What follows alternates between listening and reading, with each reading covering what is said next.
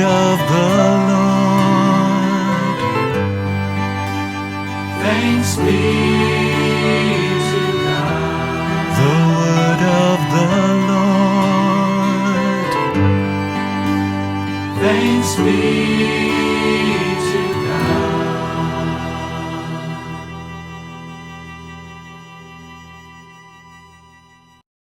In your prayers, don't babble as the Gentiles do, for they think that by using many words they'll make themselves heard.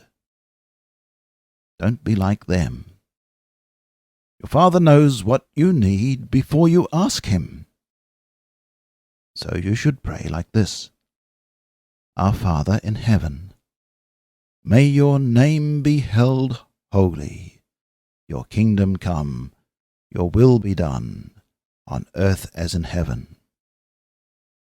Give us today our daily bread, and forgive us our debts as we have forgiven those who are in debt to us.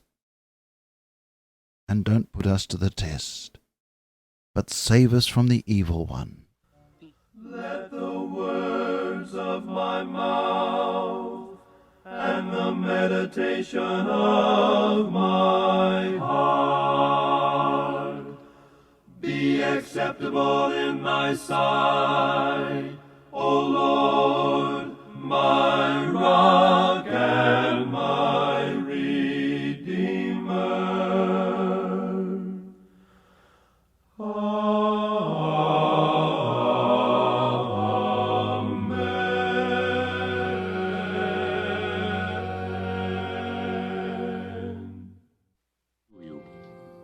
Many look on prayer in somewhat the same fashion as an aviator may look on a parachute.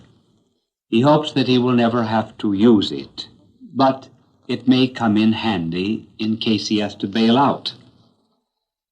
Prayer, as our blessed Lord talked about it and taught it, was something quite different. Let us first of all see how prayer was used in his own life. First of all, his prayers were at the great events of his life. He prayed at his baptism.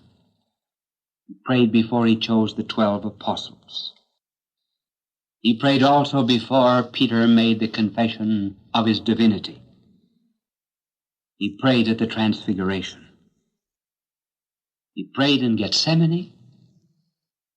He prayed on the cross.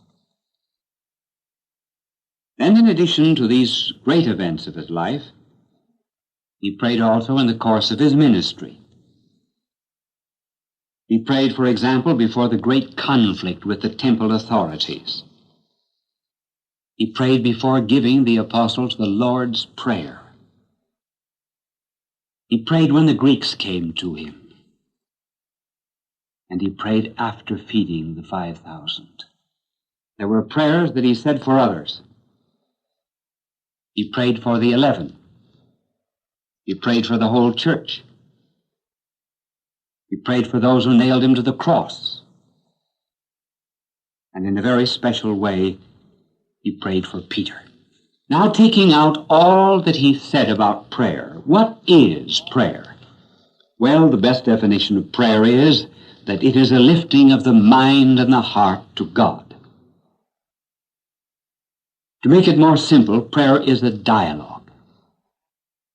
Man breaks silence in two ways: a dialogue with his fellow man and a dialogue with God. My dialogue with a fellow man is a proof that he is a person, and so am I. The same is implied in a dialogue with God.